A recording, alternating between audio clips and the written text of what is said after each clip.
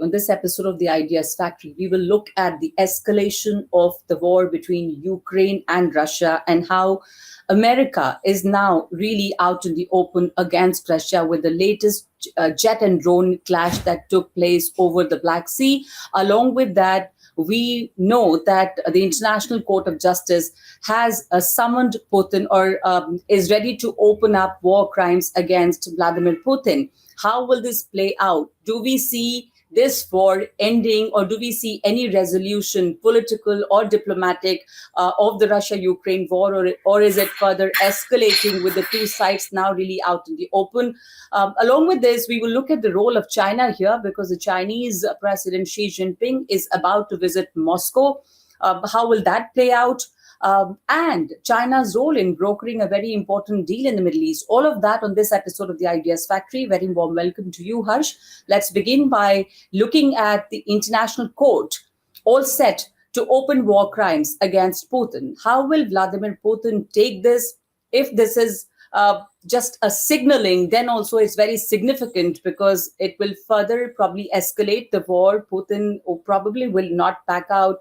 And neither is America moving towards any resolution, political or otherwise, as far as this war is concerned. So now this latest news of war crimes being opened up against Putin, how will this play out?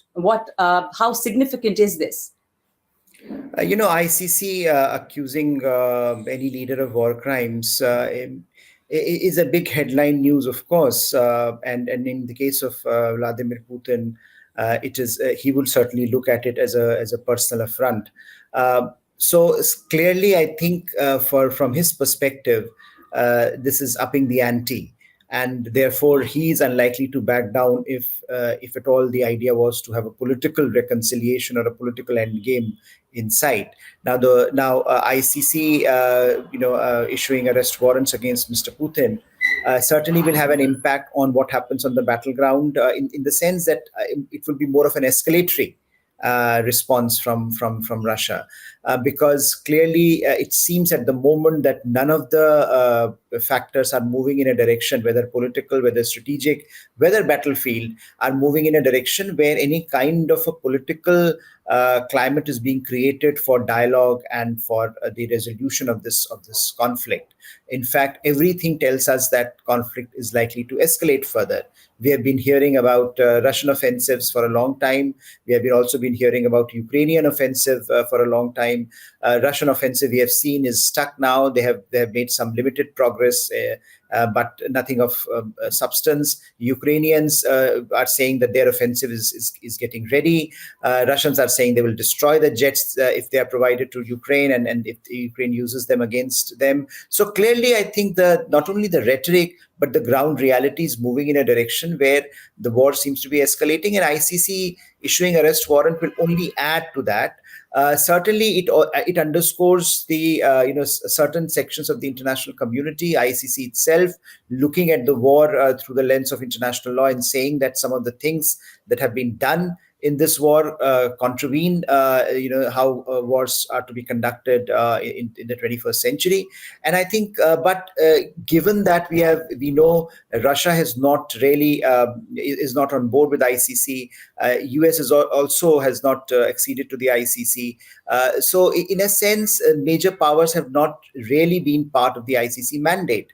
So what is it that the ICC can do in that context is also very limited. So legally, I don't think it makes much of a difference to anyone. It makes a difference in certain sections of the world community. It puts Mr. Putin in spotlight, and I think from Russia's perspective, he will use this as another attempt by the Western countries to target him personally, and therefore he will rally perhaps the Russians once again that, look, they are targeting me and they are targeting Russian nationalism, and therefore we have to escalate the conflict. So what about the timing of these charges? The International Criminal Court intends to open 2 war crimes. There's a case of abduction of the Ukrainian children, and this is probably the first international charge to be brought forward since the start of the conflict. So what about the timing now that we've seen that there was also a clash between the Russian jet and the US drones, and then the two sides have been warring over that. There have been accusations from both sides, blaming each other.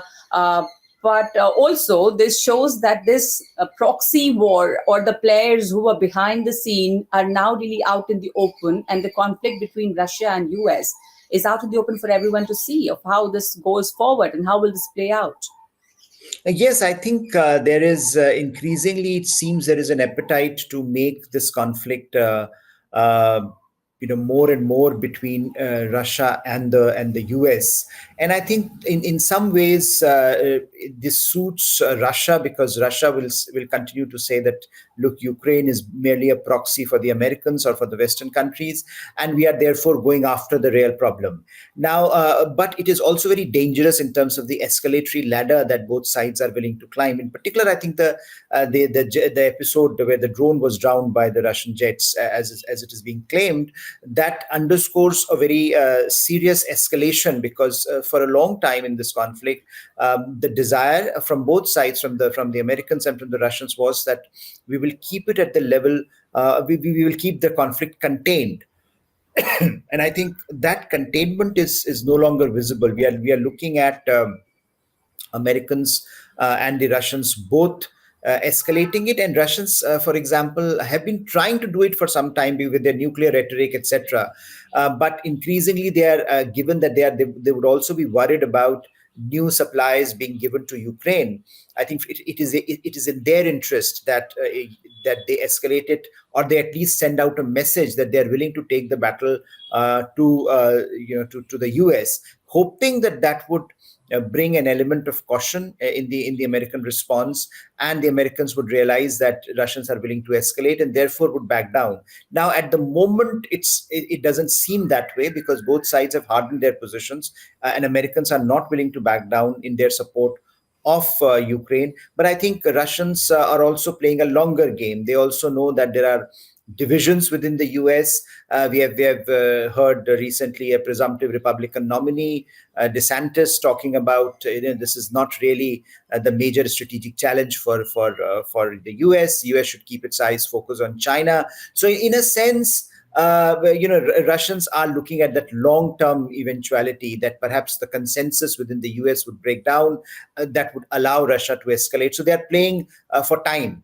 And Ukraine does not have time. So Ukraine, therefore, is demanding more weapons. Ukraine is demanding that the delivery accelerated, and therefore they want to go on an offensive in the spring. So that, I think, is creating this flux as both sides are trying to redraw the map of the battlefield before anything substantive happens in the spring. And therefore, I don't see any possibility of any political dialogue happening anytime soon. Although there have been some reports that Chinese are interested in it, and Chinese are also making some moves. When you mention China, China is a significant player here, even though China has always maintained its position to be neutral, but it has been criticized by the Western powers for lending a very tacit support to Moscow. And now we know that Xi Jinping is about to visit Moscow on Putin's invitation. And at the same time, they've brokered a very successful deal between Iran and Saudi Arabia. So are they encouraged by that? And they will probably look at some kind of, brokering another peace deal here. How do you see China's role here, and also the visit by Xi Jinping? How will America take it? How will this play out? China, of course, has always been on Russia's side, even though it claims to be neutral. Yes, I think it's very unlikely that China will be seen as an honest broker in this conflict. But Chinese are hoping that they might be able to do something, play a role in this conflict, in brokering any kind of a settlement. It looks very unlikely from as of now. But given that they have already tried to broker this arrangement between Saudi Arabia and Iran, which is being looked at as a significant achievement for the Chinese, who have so far been reluctant to enter into the Middle East politically. This deal is seen, as almost a warning sign for the declining American influence in the Middle East, and Chinese coming in and filling that void is being widely viewed at by Chinese detractors with alacrity, by Chinese supporters with great degree of optimism. So I think there is a larger picture here about China's growing global profile, China willing to play that role increasingly, and therefore I think they would be feeling that perhaps they can play a role here as well in the Ukraine conflict as well.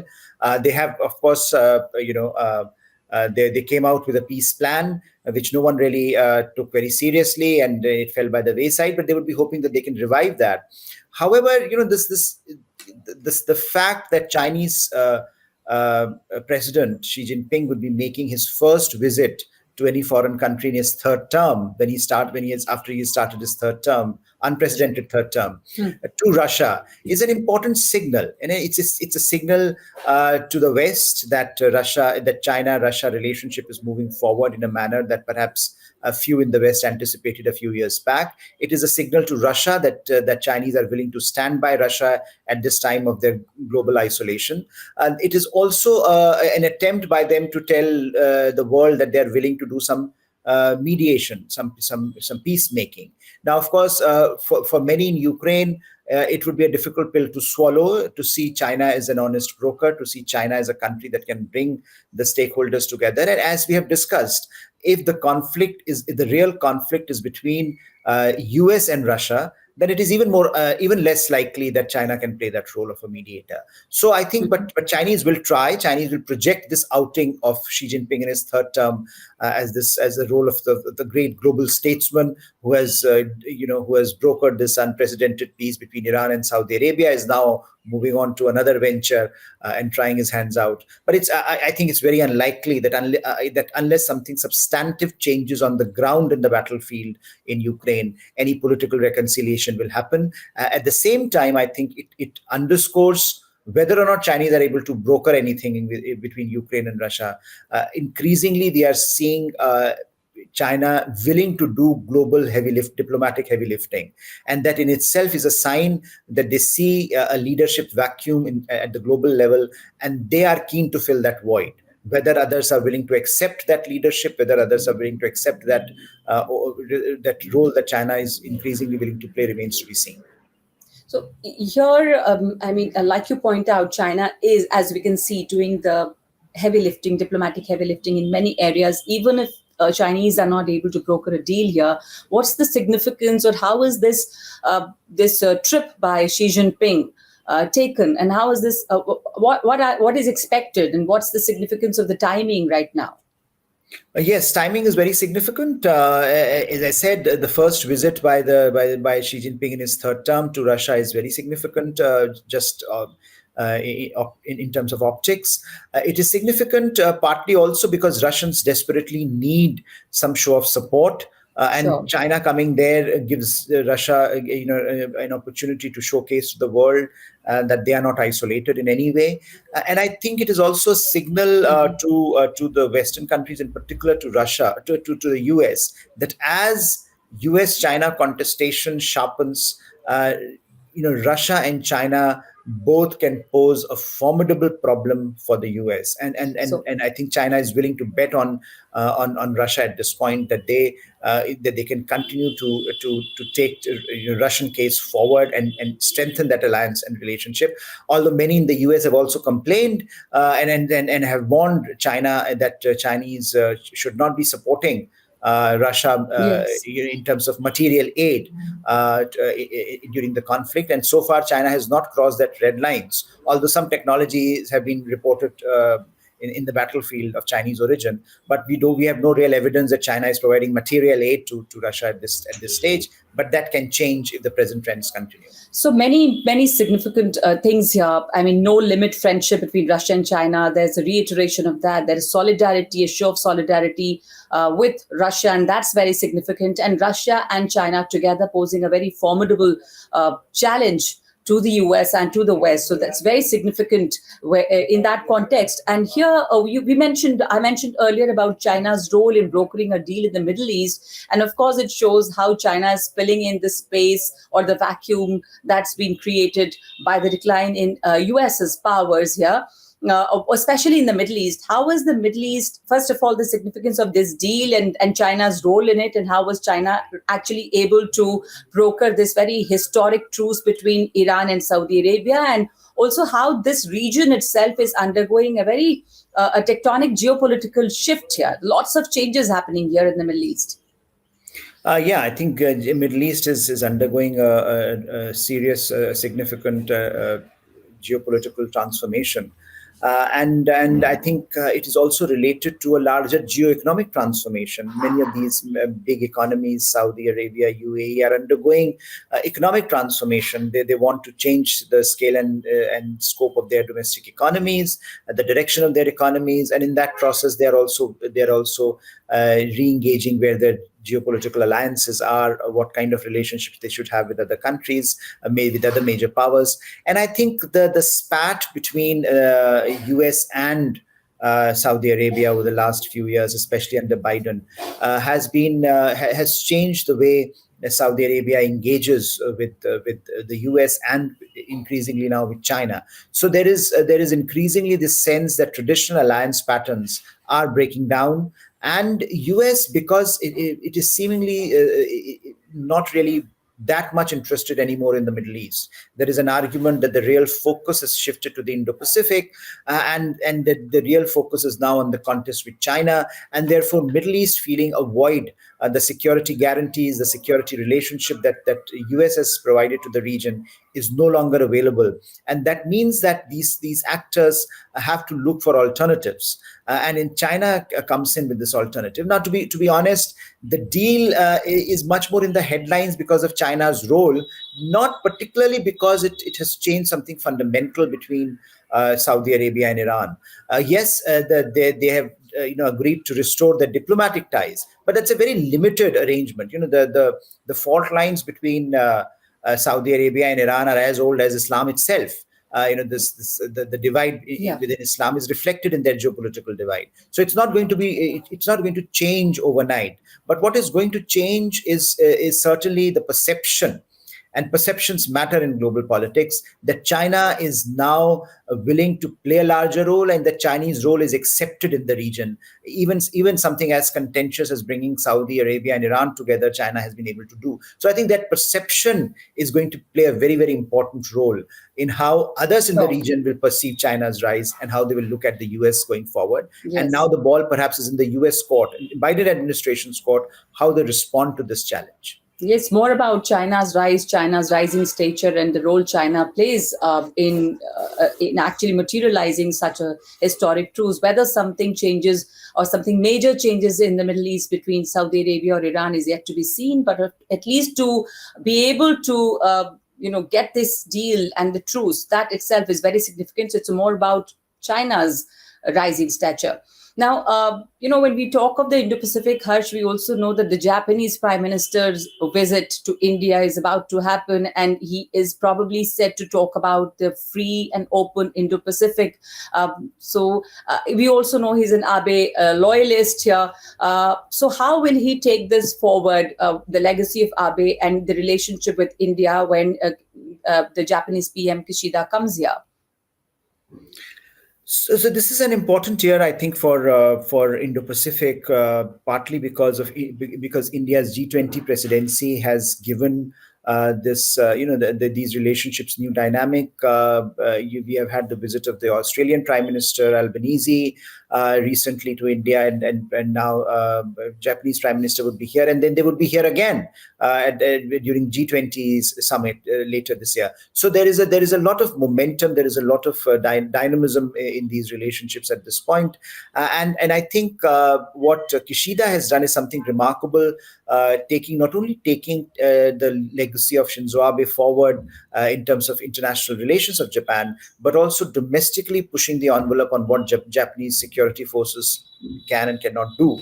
So in terms of, when he came to power, there was this argument that, look, he's not as politically powerful as Abe was, and therefore he would focus more on internal domestic political economic issues. But he has clearly he has defied those assumptions. He has become very, very prolific globally. He has been very active globally, and he has domestically tried to reorient Japanese security from inward orientation to a very focused external orientation, taking on this challenge. He has reached out to South Korea. There is a South Korea-Japan talks that have begun to happen in order to streamline the regional security architecture. In the past, China has been able to play Japan and South Korea off against one another, in particular South Korea. But now South Korea and Japan are beginning to have a broader conversation on what they can do in the Indo-Pacific, what they can do together vis-a-vis China, and in partnership with the US. So there is a broader regional reconfiguration happening.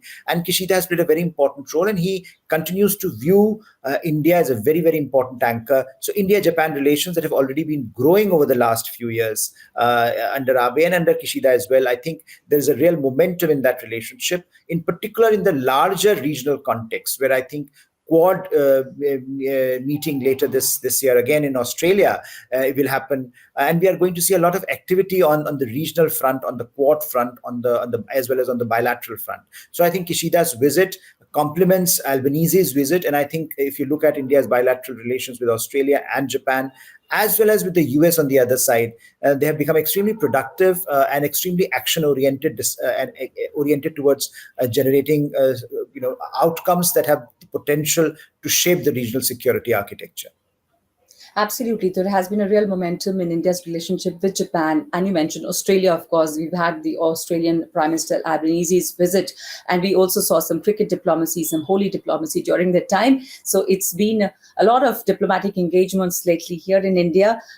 We, of course, as far as our neighbor is concerned, we're seeing a lot of disturbance there, but we do not have time to talk about that on this episode of the Ideas Factory, Harsh. Imran Khan and Pakistan, of course, there's a lot of, is Pakistan heading towards a civil war, or there's a lot of chaos and mayhem there?